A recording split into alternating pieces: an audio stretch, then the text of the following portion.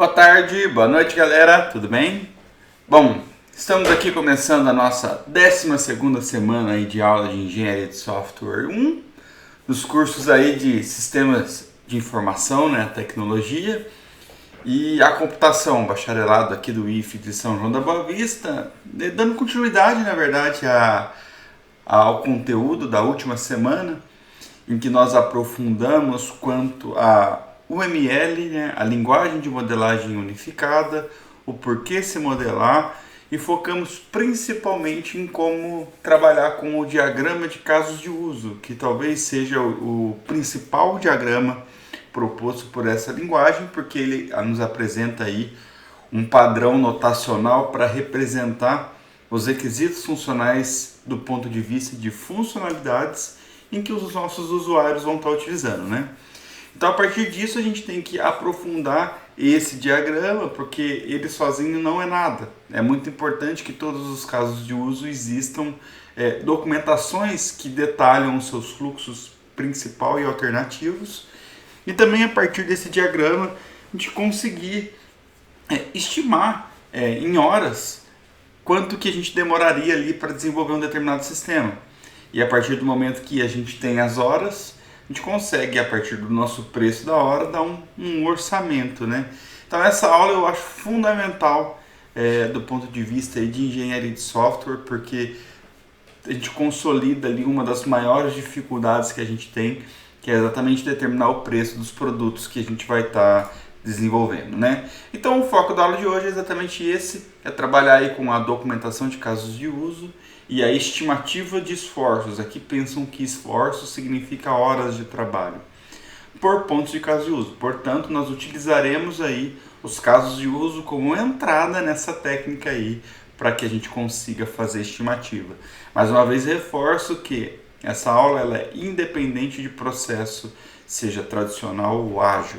E a nossa última aula antes de efetivamente começarmos a trabalhar aí com as metodologias ágeis. Bom, dito isso, reforço que continuamos ainda no fluxo de informação da conversa entre analistas e desenvolvedores, porque a gente vai estar detalhando agora a questão da documentação dos casos de uso.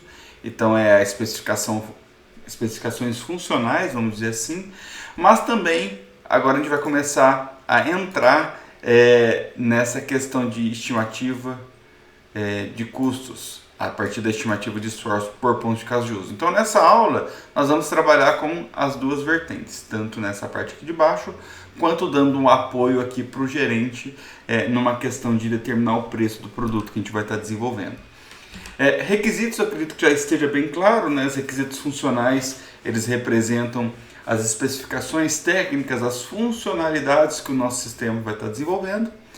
Casos de uso é uma representação direta de requisitos funcionais a partir da UML. E os requisitos não funcionais são aquelas restrições de tempo, de qualidade, de usabilidade, de desempenho que o nosso sistema tem que cumprir. Ele não é diretamente uma funcionalidade. Então essa é a principal diferença dos dois. Nosso foco então continua sendo aí em requisitos funcionais. O diagrama de casos de uso, que foi o principal diagrama que nós vimos da linguagem de modelagem unificada da semana passada, ele tem alguns objetivos aqui como revisão, né? Mas para reforçar a maior importância de se modelar usando uma linguagem é criar esse padrão notacional em que todos da equipe mantêm o mesmo tipo, o mesmo nível, a mesma conversa, o mesmo entendimento sobre tudo, né? Então essa é a principal vantagem de se utilizar a UML. Agora, falando especificamente do diagrama de casos de uso, é que ele tem que mostrar o que a gente tem que fazer no sistema e não como, porque o como é uma solução técnica na hora que a gente coloca a tecnologia para o desenvolvimento. Então a gente tem que permitir que os nossos stakeholders, de maneira geral, discutam e entendam as funcionalidades que cada um terá acesso. A gente vai mapear o escopo daquele sistema, nós vamos facilitar a comunicação, a gerência do projeto e reforçando mais uma vez que o RUP ele é orientado a casos de uso. Esse aqui foi o exemplo da nossa última semana, em que a gente consegue reforçar os principais elementos, né, notacionais que existem num diagrama de casos de uso. Esse é o exemplo de uma corretora de Bitcoin, em que a gente pode ver aqui os atores, que são os bonequinhos, que se relacionam com os casos de uso, que são essas bolotinhas aqui. Casos de uso representam as funcionalidades. Essas associações entre atores e casos de uso representam quais funcionalidades aquele ator terá no sistema. Existem relacionamentos entre casos de uso. Extend é quando um caso de uso ele complementa a funcionalidade de um outro caso de uso. O include é quando um caso de uso ele executa obrigatoriamente uma outra funcionalidade. Então, a diferença principal entre extend e include é que o extend ele é opcional e o include ele é obrigatório. E o sentido da seta ele é invertido, né? Temos aqui um outro relacionamento, que é o relacionamento de especialização, em que neste caso esse ator aqui de baixo ele herda todo o comportamento do ator aqui de cima. Então o ponteiro da seta ele é do pai e onde não tem a seta é o filho. E esses caixotes representam aí as fronteiras do sistema. Então esses são os principais elementos que a gente tem aí num diagrama de casos de uso. Bom, e agora, apesar de ser revisão, eu já considero como conteúdo dessa aula, porque é muito importante a definição formal que existe pelo caso de uso, porque isso impacta diretamente na documentação, né? Então, um caso de uso, além de ser um requisito funcional aí indiretamente falando, ele é, pela UML, um conjunto de sequência de ações que um sistema desempenha para produzir um resultado observável. Então, isso aqui quer dizer que o caso de uso não é só aquela bolinha que representa a funcionalidade. Nós temos que detalhar para cada uma daquelas bolinhas quais são as ações, quais são os passos que tanto os atores quanto o sistema tem que fazer para que o objetivo daquele caso de uso seja definitivamente cumprido, né? Então essa é a principal questão que eu gostaria de reforçar aqui quanto a essa definição formal da UML. E para fazer esse detalhamento, isso foi uma das questões que a gente também conversou na aula passada, mas que eu considero como conteúdo dessa aula também, é que cada caso de uso ele pode ter vários cenários. Todo caso de uso tem pelo menos o cenário principal, mas pode ter cenários alternativos. O que isso quer dizer? O cenário é como se fosse um possível caminho ou um desvio que um determinado caso de uso vai ter na sua execução. Então, na semana passada a gente deu o exemplo do sacar dinheiro, né? Hoje eu vou dar um outro exemplo. Por exemplo, eu quero logar num sistema qualquer. Logar no sistema. O cenário principal, que a gente também chama de fluxo principal, seria o login com sucesso. E como o caso de uso a gente acabou de relembrar que ele é uma sequência de passos, como que seria esse cenário principal? O sistema iria apresentar uma tela em que solicitaria o e-mail e a senha. Estou detalhando, viu, gente? Passo 2. O usuário fornece o seu e-mail e a sua senha e clica no botão logar. Passo 3. O sistema pega essas informações fornecidas pelo usuário, confirma no banco de dados e redireciona o usuário para a tela de boas-vindas. Fim do caso de uso, login com sucesso. Cenário principal. Um cenário alternativo, ou seja, um desvio que a gente poderia ter no login, por exemplo, seria eu errar minha senha. Então, lá naquele passo em que eu forneci minha senha e o sistema foi lá no banco de dados confirmar, ele vai verificar que o usuário e a senha não estão batendo no banco de dados. Então, ele não vai permitir o login. Então, um cenário alternativo, que poderia ser esse fluxo B, por exemplo, é ele retornar para a tela de login e falar: meu filho, você errou o seu usuário ou sua senha. Por favor, confirme e tenta logar novamente. Então nós temos, quando a gente pensa em funcionalidade, que prevê isso para que o nosso programador desenvolva. Por isso que o caso de uso tem essa sequência de etapas. Um outro exemplo de fluxo alternativo, ou seja, de desvio, seria, por exemplo, o usuário não está cadastrado. Então essa é a principal diferença de caso de uso para cenários. Caso de uso é a funcionalidade de maneira geral. Sempre ela é conseguida cumprir que seria o seu fluxo principal, mas podem acontecer desvios, que seriam os seus fluxos alternativos. Então, caso de uso, pode ter pelo menos um, mas vai ter obrigatoriamente um cenário principal, não um fluxo principal, mas pode ter nenhum ou vários cenários alternativos ou fluxos alternativos. Tudo bem? Então aqui está exatamente a ilustração do exemplo da semana passada, pensando que o cenário principal e alternativo é uma sequência de etapas sendo detalhada. E é sobre isso que a gente vai conversar hoje, né? Nós vamos conversar para fazer essa documentação, reforçando que todo o diagrama de casos de uso e toda a sua documentação tem que partir do documento de solicitação dos principais envolvidos, que é o nosso documento de especificações de requisitos. Lá existe aquela tabela, aquela seção do documento em que a gente detalha os requisitos funcionais e a partir de lá que a gente vai extrair então o nosso diagrama e a nossa documentação de casos de uso. Tudo bem? Então isso aqui é só um lembrete.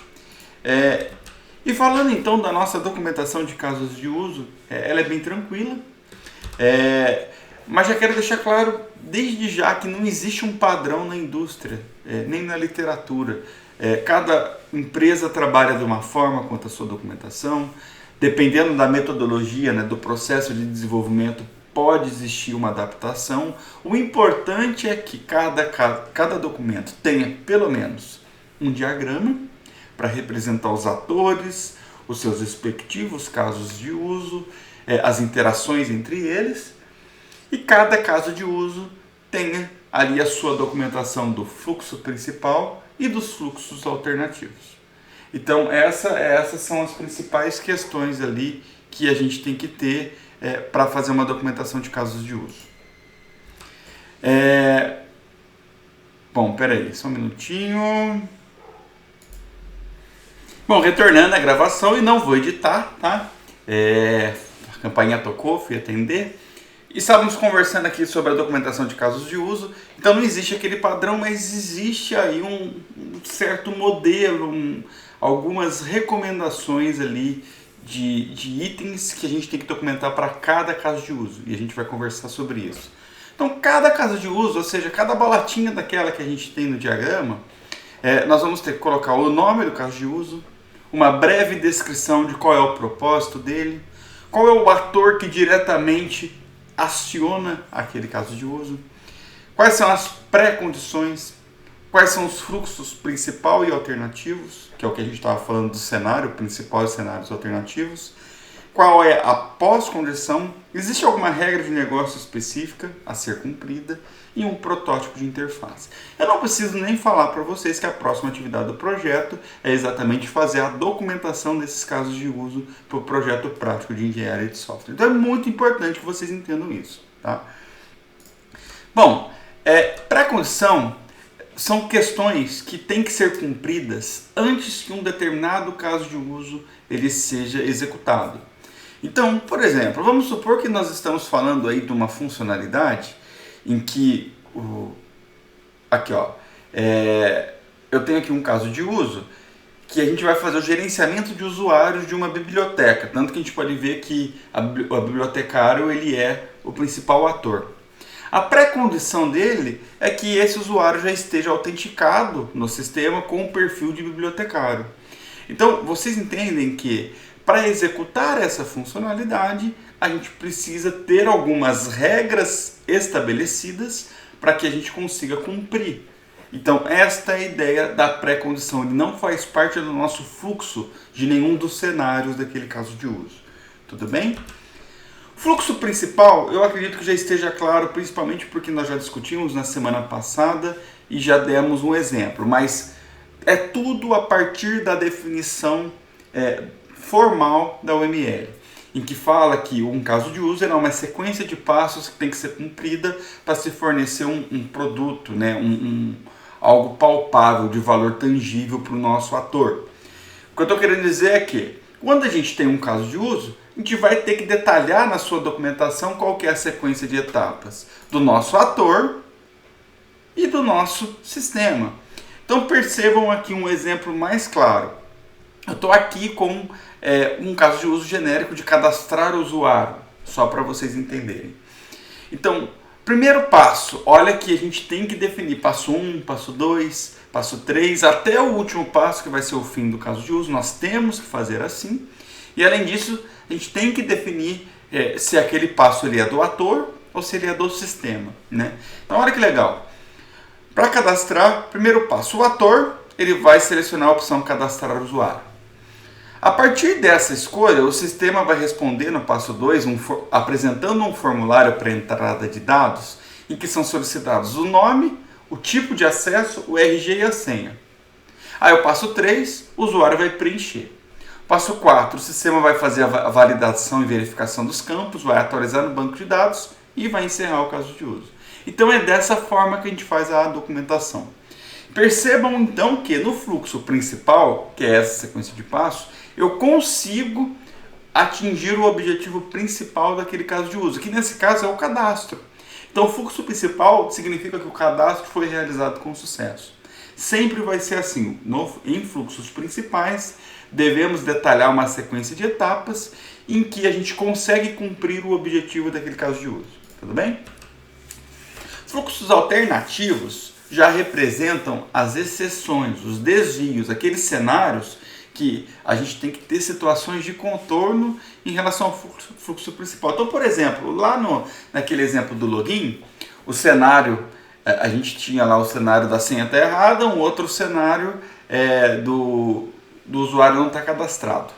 Então, a gente deveria ter uma documentação de fluxo alternativo para cada um desses. Então, essa é a ideia principal dessa documentação de fluxo alternativo. Então aqui nesse caso, aqui eu estou trazendo um exemplo completo de documentação de um editar qualquer, em que aqui em cima, olha aqui, essa parte de cima, eu tenho o cenário principal, né, o fluxo principal do editar, e eu tenho dois cenários alternativos aqui embaixo, em que a gente também tem que detalhar com uma sequência de etapas. E vamos ver o que acontece. Olha, no fluxo principal da edição, o ator vai pesquisar e selecionar o usuário que ele quer alterar as informações e editar e clicar no botão editar usuário. O sistema então ele vai exibir um formulário para as entradas de dados em que são solicitadas as seguintes informações: o nome, o acesso, o RG e a senha. Só que esses campos já vão vir preenchidos com os dados do usuário selecionado. O sistema vai fazer alguma alteração naqueles dados, vai clicar no botão confirmar. O sistema vai verificar que está tudo correto, vai atualizar no banco de dados e fim do caso de uso. Cenário principal. Percebam que a edição aconteceu com sucesso. Muito bem. Agora, como cenários alternativos, a gente tem um primeiro cenário que é o campo obrigatório em branco. Vamos supor que aquele usuário ele deixou algum campo em branco e eles eram obrigatórios. O sistema não pode deixar, a gente não pode, nós temos que prever isso com uma análise. Então, notem que um fluxo alternativo do passo 4, então fluxos alternativos na sua documentação, tem que sempre remeter a um passo específico, a um número específico do fluxo principal. Então, um fluxo alternativo do passo 4, que é da verificação, a gente vai exibir um aviso informando que alguns campos obrigatórios estão em brancos. Eu poderia até ter deixado melhor essa documentação e falando quais são os campos, né? E já tem aqui um retorno para o passo 2, ou seja, o fluxo alternativo, ele é uma alternativa de um determinado passo e ele fala para qual passo do fluxo principal ele vai retornar. Então, depois de ele exibir um aviso, ele vai retornar para o passo 2 do fluxo principal, exibindo o formulário com os campos preenchidos. Top, né? Então, tem um ponteiro ali, vamos colocar assim. Além disso, tem um outro fluxo alternativo que é o usuário já cadastrado. Vamos supor que na hora que o usuário editar, ele vai editar e ele vai colocar um usuário, um nome do usuário aqui, que já estava no banco. Ele não pode permitir, então ele vai exibir um aviso informando que o usuário já foi cadastrado. E também vai retornar para o passo 2 para ele poder corrigir. Entenderam a ideia então aí dessas documentações, certo? Então essas são o que eu considero as principais partes aí de uma documentação de casos de uso. Mas ainda a gente tem a pós-condição, que não é tão importante, mas é interessante vocês saberem que existe, que a pós-condição é de que forma que a gente vai deixar o sistema após aquele caso de uso ser executado. né? Existe alguma questão que acontece, alguma mudança de estado, então é o que a gente coloca como pós-condição. Geralmente a gente reflete como sendo o principal objetivo de um caso de uso. Então a pós-condição, por exemplo, daquele caso de uso de gerenciar usuários da biblioteca, é manter atualizado o gerenciamento de usuários, né? Então percebem que ele nada mais é aí com uma breve descrição aí de um caso de uso. Eu não considero tão relevante a documentação de pós-condições. Regras de negócio eu já considero importante. Por que regras de negócio? Dito o ritmo de um caso de uso. Vou dar um exemplo. Vamos supor que vocês vão lá na biblioteca do IFE e vão querer reservar livros. Quantos livros podem ser reservados para cada aluno? 3? Beleza. E para professor? 5? Beleza. Vamos supor que seja. Eu não sei exatamente quais são as regras, mas vamos supor que seja. Então percebe que toda vez que eu for reservar um livro, eu tenho que garantir que o usuário que está reservando não está excedendo o limite. Então é uma regra que tem que ser cumprida para aquele caso de uso de reservar um novo livro, né? De renovar um livro. Então, regras são exatamente questões que podem determinar, inclusive, fluxos alternativos ali do meu caso de uso, né? Então é isso que eu estou querendo dizer. São políticas, condições ou restrições que têm que ser consideradas. Então aqui alguns exemplos. Um sócio com livros em atraso não pode renovar nem retirar novos empréstimos até que efetue o pagamento da multa. Um exemplo de regra. A multa cobrada é R$1 por dia. Caro, talvez, ou não sei. Mas é uma regra. O livro reservado não pode ser renovado. Outra regra. Então são questões ali que têm que ser cumpridas, né? Muito bem. E a última parte da documentação de um caso de uso, que eu considero fundamental, é o protótipo. É aquela questão de, deixa eu desenhar para ver se está correto. Eu quero visualizar a funcionalidade em um protótipo de interface. Pode ser um protótipo feito na própria linguagem, pode ser um formulário web, se o sistema for web, pode ser um desenho qualquer rascunhado, ou com arrasta e solta apenas, pode ser uma foto de um papel em que a gente ilustra a funcionalidade como se fosse a tela dela. Protótipo. Eu quero visualizar fluxos principais e alternativos de um determinado caso de uso, visualmente falando. Ela não tem que funcionar. Aquilo não funciona na prática, né? Bons protótipos são construídos nas linguagens de programação que a gente já vai estar trabalhando, até para se aproximar da realidade final daquela documentação. Mas não é obrigatório, até porque ele não tem que ter completeza. Mas é uma parte fundamental aí de uma documentação. Então aqui eu tenho 2 exemplos de protótipos, né, que a gente pode conversar, e eu chamo aqui de protótipos homem-máquina, né? Protótipos de interface. Então, a gente pode encerrar essa primeira parte da aula de hoje apresentando aí o documento do modelo de casos de uso, em que eu também estou extraindo do RUP e fazendo uma adaptação do RUP aqui desse modelo. Inclusive vocês podem baixar aqui ou pelo portal da disciplina alguns exemplos de documentos e também este modelo do RUP. Mas deixando claro então que o principal objetivo desse documento de modelo de casos de uso é apresentar o diagrama de casos de uso que a gente aprendeu na aula passada, usando uma daquelas ferramentas case, né, de engenharia de software apoiada por computador, seja o Whitestar UML, o Asta, Papyrus, não importa. Nós temos que documentar os atores, que nós aprendemos na semana passada, que para documentar um ator a gente simplesmente coloca o nome dele e faz uma breve descrição. Nós temos que documentar cada caso de uso que aparece no diagrama, que é fazer essa tabela com todos esses itens de fluxo principal, fluxo alternativo, pré-condição, pós-condição, protótipo, regra de negócio. E nós temos que fazer estimativa de esforços, que é o assunto que eu vou estar mostrando logo em seguida, tá? Vou mostrar rapidamente aqui um documento para vocês, um exemplo, que inclusive está para vocês seguirem aí nos downloads. Então, notem que aqui eu tenho o modelo de caso de uso como documento de uma empresa, de um projeto, mas o que me importa aqui, as coisas principais aqui, olha lá, eu tenho um diagrama. Primeiro, eu tenho um ator sendo as suas documentações. Aqui nesse caso eu tenho um único ator, Então tem aqui a documentação. E eu tenho aqui um diagrama de casos de uso, em que eu tenho o ator relacionando com os casos de uso, ou seja, com as suas funcionalidades, e as funcionalidades de certa forma se correlacionando, da forma como nós aprendemos. E para cada uma dessas bolotinhas eu tenho uma tabela. Olha lá, eu tenho aqui a tabela controlar usuário, possivelmente eu tenho aqui um caso de uso, controlar usuário. Então, para esse controlar usuário, eu tenho uma breve descrição, ator principal, pré-condição, fluxo principal como uma sequência de passos, fluxo alternativo também como uma sequência de passos a partir do fluxo principal e retornando para um passo do fluxo principal. Vários fluxos alternativos, então perceba que esse controle ele tem vários, então não existe uma regra, eu poderia ter nenhum fluxo alternativo, mas nesse caso eu tenho vários, mas obrigatoriamente eu tenho que ter pelo menos o fluxo principal. E aqui no final eu tenho o protótipo, que eles já utilizaram para este exemplo, o protótipo na própria linguagem. O protótipo na verdade é essa tela aqui, essa parte aqui. Isso eu tenho para cada caso de uso. Olha lá, outros casos de uso, outra tabela.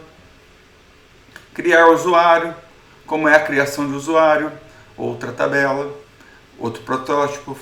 Um fale conosco, que é um outro caso de uso. Uma documentação do fluxo principal, não tem fluxo alternativo para este caso. E aqui tem o protótipo. E assim vai, tá vendo, gente? Então, eu vou deixar aqui como ilustração para vocês, e eu acho muito saudável vocês fazerem o documento de vocês, mas olharem esses exemplos exatamente para ter noção de como que faz a documentação, né? E por último, nós temos aqui, aqui eu tenho uma tabela para cada caso de uso, e aí por último eu tenho aqui uma seção da estimativa de esforços, que eu vou pausar e depois eu volto para explicar para vocês a partir do momento que eu terminar de explicar essa última parte da aula. Tudo bem? Então é dessa forma que a gente faz a documentação. Então perceba que ele é um documento muito tranquilo, mais uma vez, quanto a entendimento, mas muito complexo de se fazer. Complexo por quê? Porque imagina a gente ter que explicar para cada funcionalidade como que ela vai acontecer, inclusive desenvolver um protótipo para ela, né? Então percebam que essa é uma atividade que exige um esforço razoavelmente grande, mas também nos dá um conforto muito grande. Imagina a gente como programador, como testador, recebendo esse documento para poder implementar ou para poder testar um determinado sistema. Então isso dá um conforto absolutamente grande para a gente trabalhar, né? Bom, agora, é claro que eu não precisaria nem estar comentando, mas para deixar muito claro para vocês, o papel principal de responsabilidade de quem trabalha nesse documento são os analistas. Mas também gostaria de deixar muito claro para vocês que neste momento o desenvolvedor já entra para auxiliar na elaboração daqueles protótipos. Por isso que lá no RUP a gente já via o esforço de desenvolvimento já acontecer quase que em paralelo com a análise. É exatamente por isso, tá? Agora sim, nós vamos conversar aí sobre estimativa de esforço por pontos de caso de uso. Eu considero um assunto de extrema relevância. Primeira questão. Estimativa significa tentar se aproximar de algo. Ou, como eu costumo dizer, um chute educado. Esforços significa horas de trabalho. Por pontos de casos de uso, significa que nós vamos utilizar os nossos casos de uso, que a gente acabou de ver, para tentar dar um chute educado da quantidade de horas que a gente precisa para desenvolver um sistema. É isso que significa fazer estimativa de esforços por pontos de casos de uso. Para fazer isso, nós temos que ter toda a documentação pronta. Eu tenho que ter o diagrama do meu caso de uso pronto, tem que ter os atores, tem que ter a documentação dos cenários, fluxo principal e alternativo de cada caso de uso, senão não é possível. Tudo bem? Bom, existem algumas técnicas que nos ajudam a fazer essa estimativa de esforços. Tem a técnica de contagem de linhas de código. Eu não considero ela muito útil, porque eu já preciso ter muita coisa pronta para poder estimar esforço, então eu acho que não vale tanto a pena. Tem a técnica que ela veio antes da que nós vamos aprender hoje, que é a técnica por pontos de função. Função aqui são métodos, né? Já é quando a gente prevê as ações dos objetos do nosso sistema. E então, assim, eu enxergo que para chegar e estimar por pontos de função, a gente já tem que ter muito mais coisas prontas do que o próprio caso de uso. Então ela é mais precisa do que as de caso de uso, mas como a gente está estimando, continua sendo estimativa. Então, por isso que eu gosto de trabalhar com vocês a técnica aí de análise por pontos de caso de uso. Bom, essa técnica ela é recente, né? Pensando aí na engenharia de software, ela é da década de 90, foi proposta por Gustav Karner. Ela se baseou aí em pontos de função para fazer a sua estimativa, e a ideia dela então é estimar o tamanho de um determinado sistema. Quando a gente fala em tamanho, eu quero estimar quantas horas são necessárias para desenvolver um sistema. E para fazer isso, a gente vai ter que utilizar o modo como o usuário usa o sistema, por isso que é os casos de uso. A gente tem que tentar determinar a complexidade dessas ações, nós vamos ter regras para fazer isso, e a gente tem que tentar fazer uma análise em alto nível dos passos necessários para se realizar cada tarefa. Então essa é a ideia do Gustav Karner. Eu antes de apresentar o método para vocês, é um método bem pragmático, tem uma sequência de passos a serem seguidos, eu queria contar uma história pessoal minha.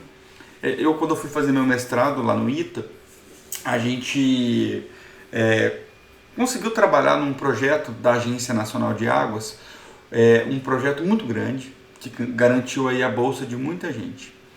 E esse projeto, ele é um projeto que foi financiado pela FINEP, né, que é uma financiadora aí a nível nacional de pesquisa, né, e geralmente órgãos do governo procuram essas agências ali para fazer projetos de P&D, né, projetos de pesquisa e desenvolvimento.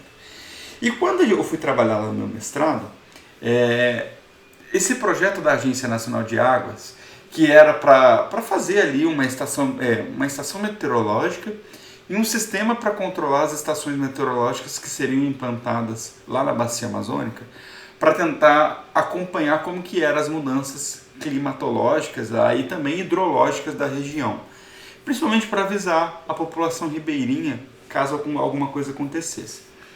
E quando foi submetido o projeto na FINEP pela Agência Nacional de Águas, as universidades do Brasil poderiam concorrer, né?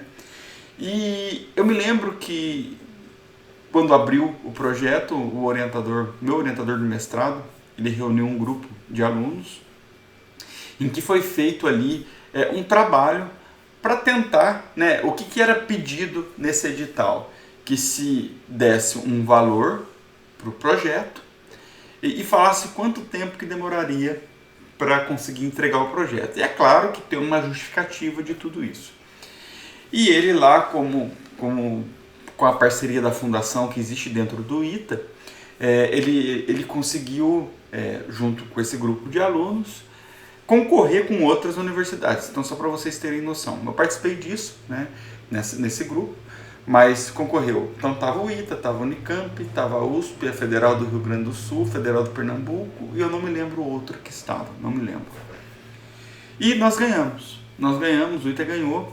Foi um projeto de 2 anos e meio, que depois teve mais uma extensão de prazo por 1 ano, então foi quase 3 anos e meio, em que quase 50 alunos tiveram as suas bolsas ou de mestrado ou de doutorado pagas pelo projeto.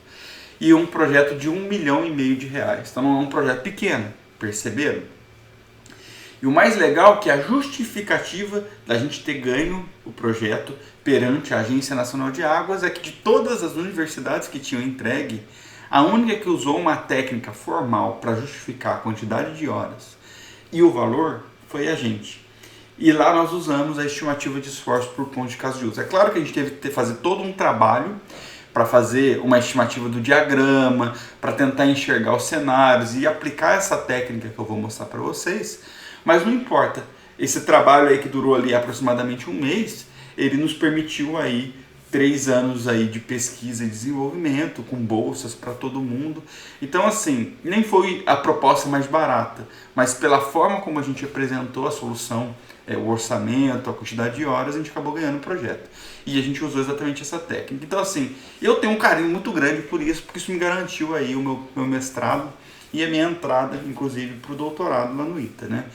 Eu costumo dizer também que agora, dado um exemplo bem específico da minha vida, eu costumo dizer que uma das maiores dificuldades que a gente tem quando a gente forma ou quando a gente está trabalhando aí como freelancer, mesmo como aluno, é exatamente dar um preço para aquilo que a gente está trabalhando. E muitas vezes a gente tem dificuldade de achar esse preço. Gente, nós temos uma técnica na engenharia de software que nos ajuda a fazer isso, e ela nos ajuda a dar esse preço muito rapidamente, porque o diagrama de caso de uso, ele é a primeira coisa, o primeiro modelo que a gente faz quando a gente já tem os requisitos. Então a gente consegue ter essa estimativa de horas muito rapidamente. E a partir do momento que vocês têm o valor da hora que vocês querem ganhar, vocês conseguem aí dar o preço do produto. Então pensem assim, né?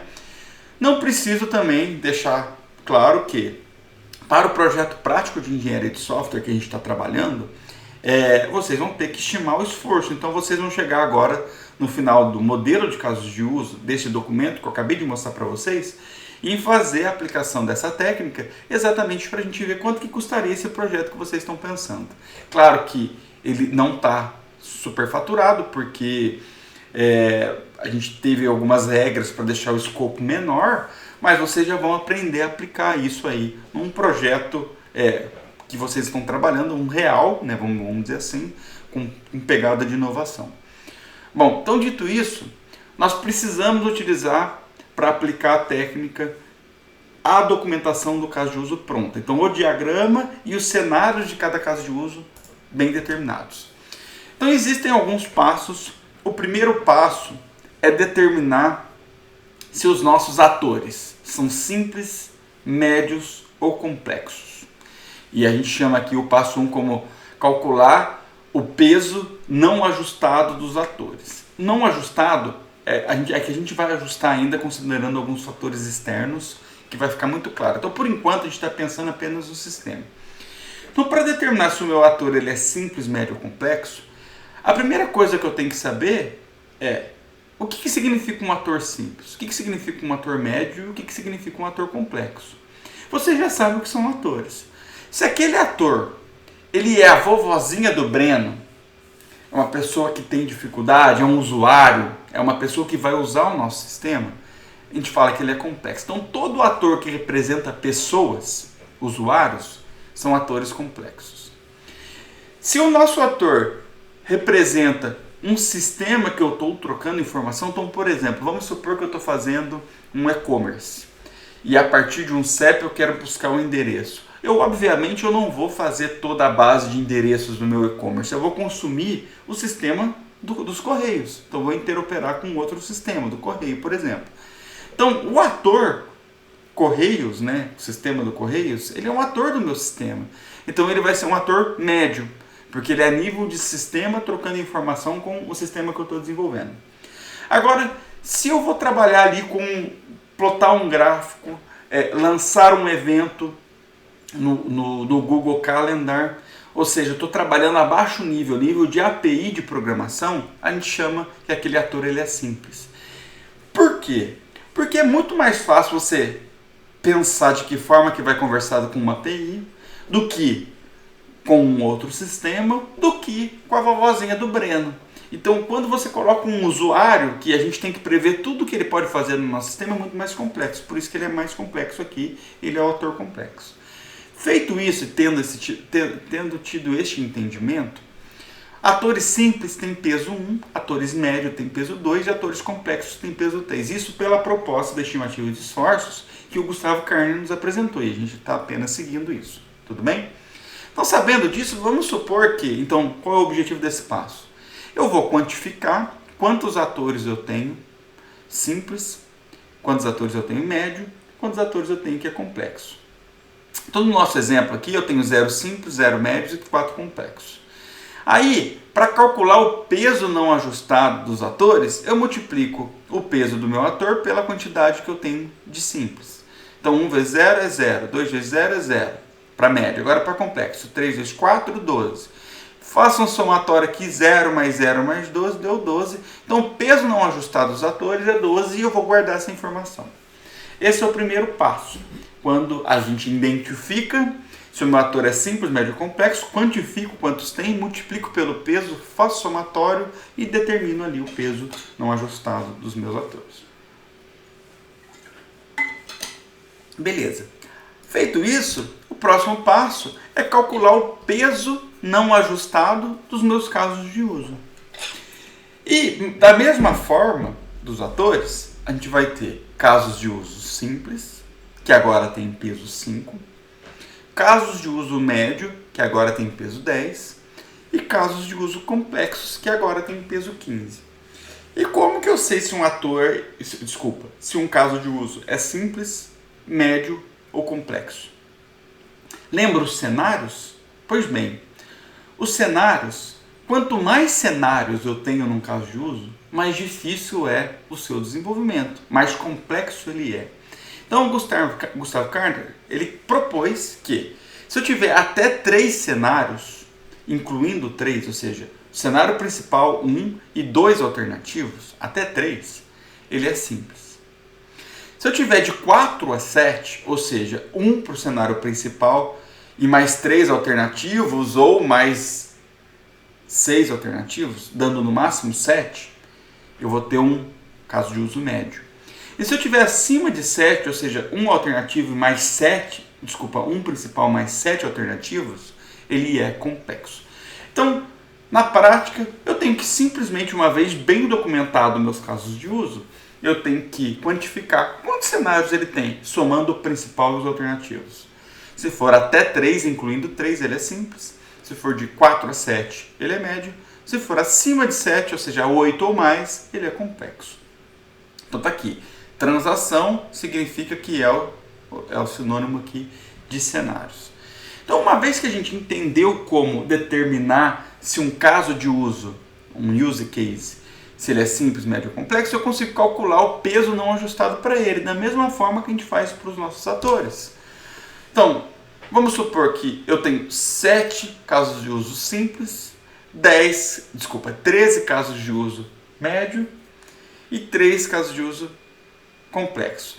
Multiplico aqui os pesos, 5 vezes 7 simples dá 35, 10 de peso do médio vezes 13 que a gente tem aqui do médio dá 130, 15 que é o peso do complexo vezes 3 que são complexos vai dar 45, faço um somatório, acabamos de determinar o peso não ajustado dos use cases e guardei ele aqui embaixo. O passo 3 é muito fácil. A gente vai calcular o peso não ajustado dos pontos de casos de uso. Pontos de casos de uso, lembra que a nossa técnica chama estimativa de esforço por pontos de casos de uso? A gente está determinando agora os nossos pontos de casos de uso, que é o peso não ajustado dos atores, mais o peso não ajustado dos meus casos de uso. Então, neste caso, é simplesmente 12 mais 210, que deu 222 pontos de casos de uso não ajustado. É isso. Esse número é fundamental para nós.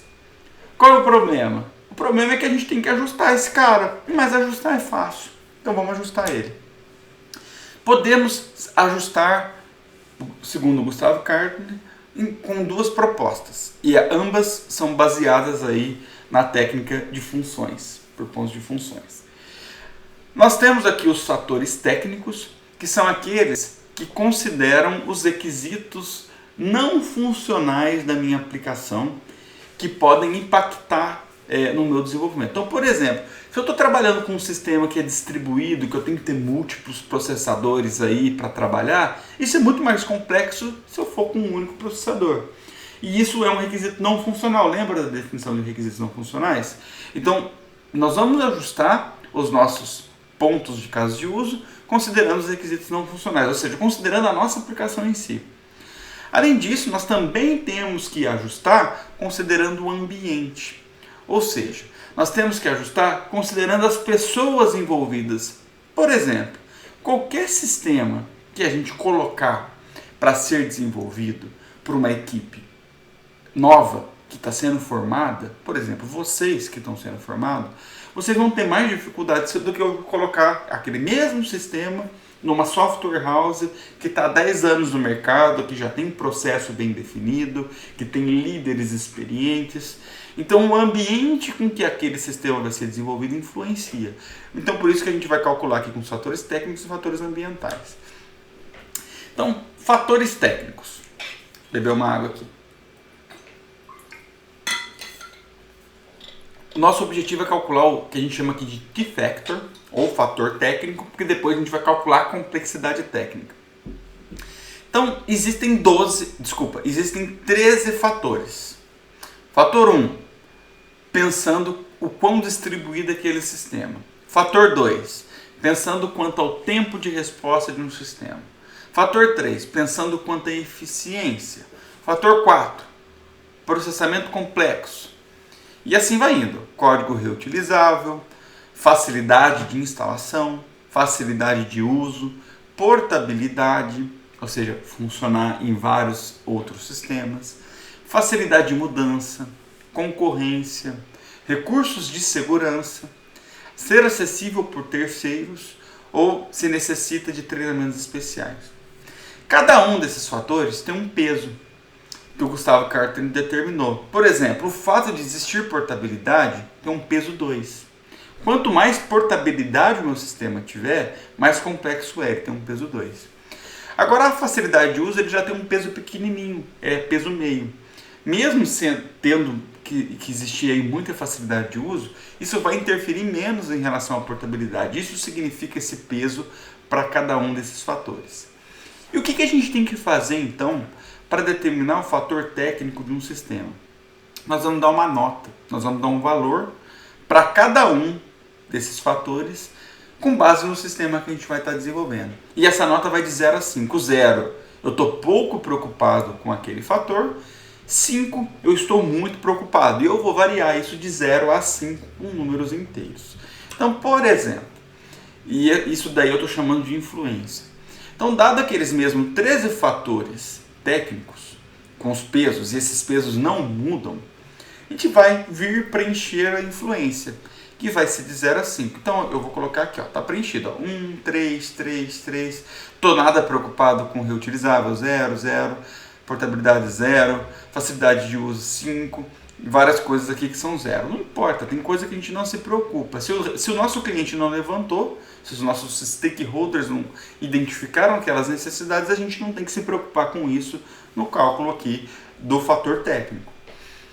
Aí, esse quarto passo, que é determinar o T-factor, fator técnico, é simplesmente a multiplicação do peso pelas influências, está aqui todos eles multiplicados, e faça um somatório, então ele deu aqui um T-factor de 19,5, para esse exemplo, né?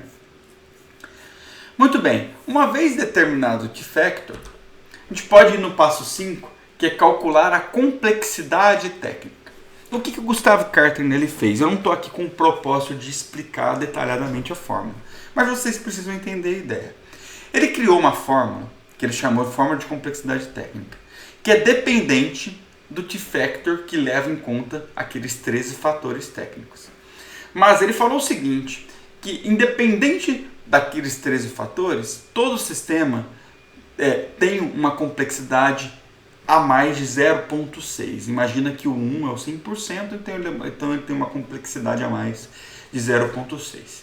E essa complexidade ela vai aumentar numa escala aqui de 0,01 com base nos fatores técnicos. Então, no nosso exemplo, o fator deu 19,5. Se você multiplicar por 0,01, isso daqui vai dar 0,195 somado aqui com 0,6. Então, para o caso do nosso exemplo, a complexidade técnica ele deu 0,795. Esse valor a gente vai usar para ajustar aqueles pontos de caso de uso que a gente deixou lá, que é aqueles 222 que está pendente, lembra? E eu vou guardar esse valor aqui da complexidade técnica e a gente vai fazer a mesma coisa para o ambiental. A gente vai ver que o ambiental, aqui eu chamo de E-factor, que é de Environmental Factor, fatores ambientais, que é aqueles que consideram o ambiente que a gente vai que está inserido para o desenvolvimento.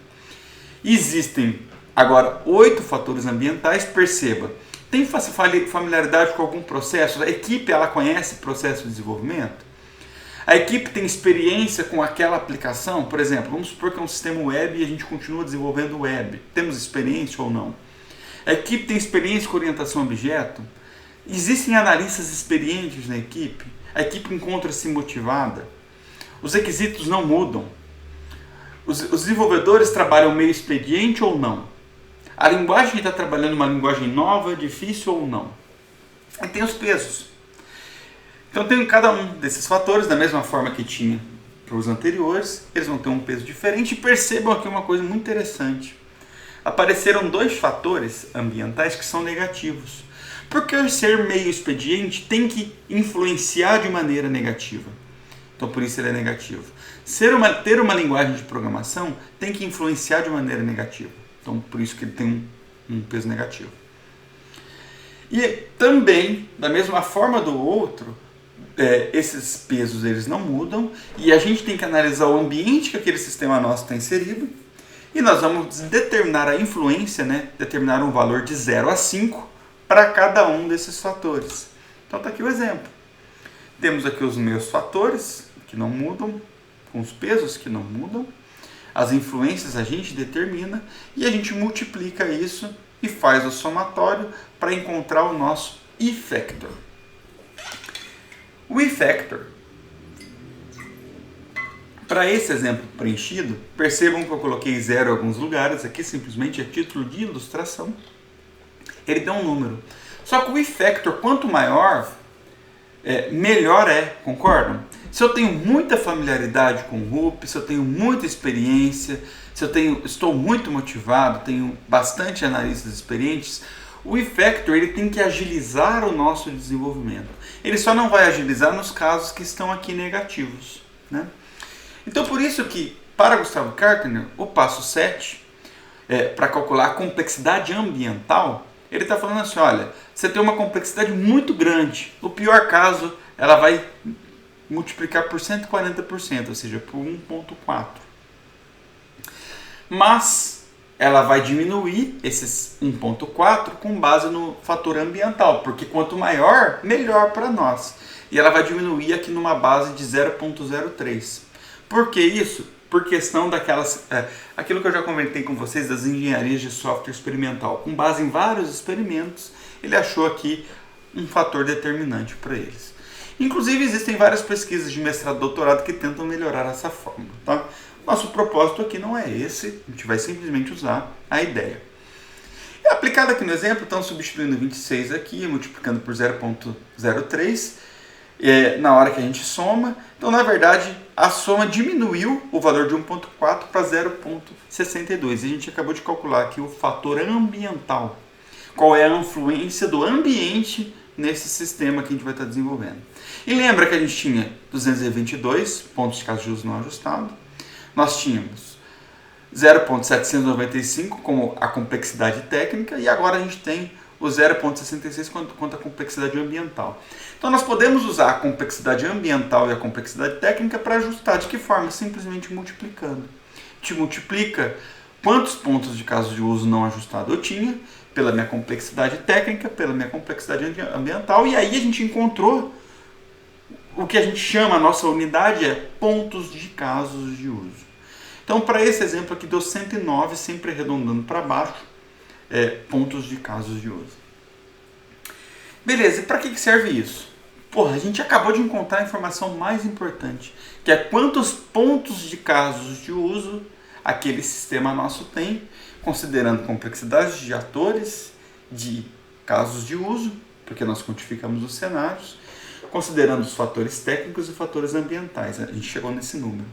E aí vem a mágica do negócio. A literatura fala o seguinte, Gustavo Kartner fala que para cada um ponto de caso de uso, são necessárias 20 horas de trabalho.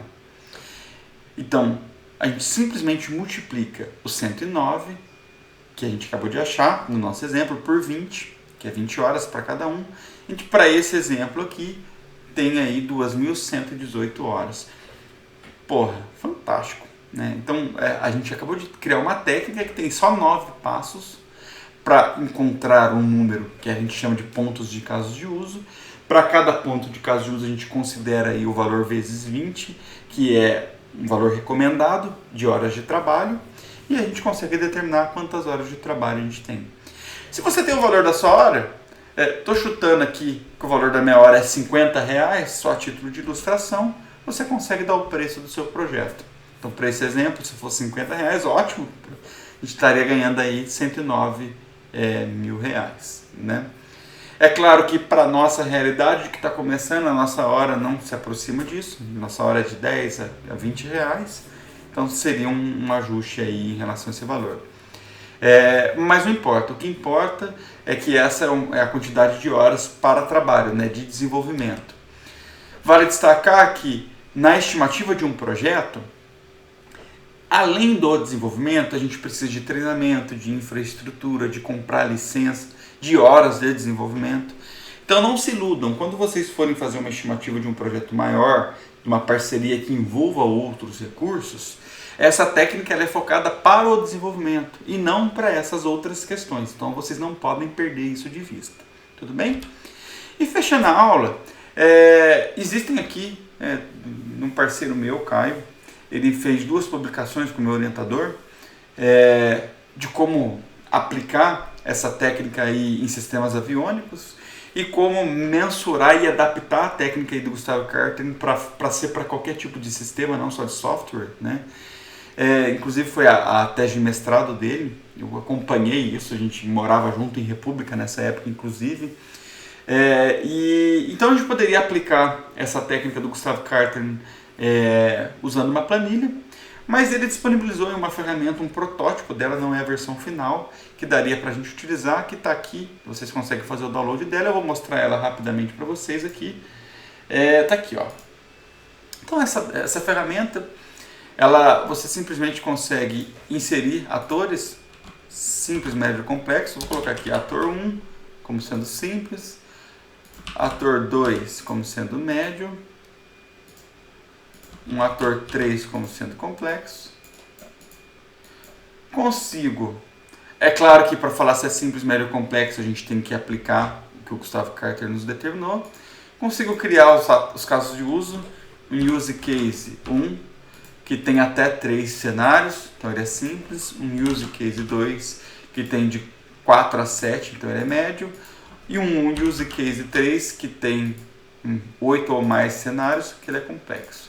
Então ele já vem aqui. Então isso daqui ele já veio aqui e já calculou o peso não ajustado para a gente aqui de ator, de casos de uso, peso não ajustado de todos os casos de uso, por ponto de caso de uso está aqui. Agora a gente tem que ajustar a complexidade técnica ambiental. Aonde? Aqui em configurar.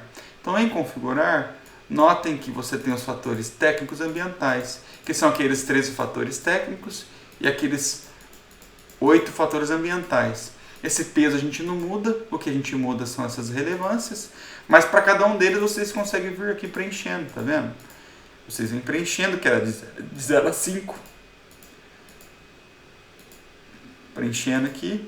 Fatores vocês não mudam, isso aqui é para parametrizar, né? Dependendo do caso aí a gente muda isso. Quando a gente tem um pouco mais de domínio, vocês não precisam mexer com isso. Então percebam que ele já recalculou aqui os fatores técnicos e ambientais, já calculou os pontos de caso de uso, as horas gastas são 20, então são 570 horas de trabalho. Se você multiplicar aí pela quantidade de horas de vocês, o que vocês querem ganhar, vocês conseguem ter o preço do produto. Aqui o Caio, né, na ferramenta, ele fez aqui algo um pouquinho a mais. Ele sugere que a gente tenha 15% de margem de segurança como erro. Então, na verdade, ao invés de 570 horas, a sugestão é que use 656 horas de trabalho. Inclusive, se você calcular quantas pessoas tem na equipe, ele fala e quantas horas que a gente trabalha aí. Vamos supor que a gente trabalha 160 horas, eles falam em quanto tempo a gente demora para desenvolver esse projeto. Então, um projeto que só tem 3 atores, 3 casos de uso, em menos de um mês a gente está desenvolvendo. Então, é uma ferramenta bem completa que vocês conseguem salvar, editar, enfim, sugiro vocês usarem ela, muito legal. Mas se vocês não quiserem usar, não tem problema, vocês podem simplesmente aplicar a técnica que vocês acabaram de aprender e calcular na planilha, né? Gente, considero essa aula muito importante mesmo, porque a gente acaba de fechar em como documentar casos de uso e aprende a usar, não só do ponto de vista de análise dessa documentação, mas também para tentar calcular quantas horas são necessárias para desenvolver um sistema, inclusive dar um preço, né? Então, utilizem aí a ferramenta do Caio, com moderação, obviamente, com uma ferramenta acadêmica, não é para ficar ganhando dinheiro em cima disso, mas ele disponibilizou aí para a gente estar utilizando. E no mais é isso, gente. Se vocês tiverem qualquer tipo de dúvida, eu espero vocês aí nos nossos plantões. Estudem essa aula, porque a nossa próxima atividade agora do projeto é exatamente elaborar um modelo de casos de uso com o seu diagrama, documentando atores, casos de uso com seus cenários e calcular a estimativa lá naquele documento que eu tinha até acabado de esquecer de mostrar, vou mostrar aqui rapidamente para vocês. Aqui embaixo, olha, a estimativa, vocês simplesmente reforçam quais foram os fatores que vocês colocaram, com a influência para os fatores técnicos e ambientais. Coloca aqui um print da ferramenta, ou da forma como vocês calcularam, e deixa claro qual é o valor aqui da sua estimativa, com o valor da hora que vocês utilizaram. Então é dessa forma que vocês precisam trabalhar e fechar no nosso projeto prático de engenharia de software. Tudo bem, galera? Beijo, boa semana de estudo para vocês aí, qualquer coisa vocês gritam. Valeu!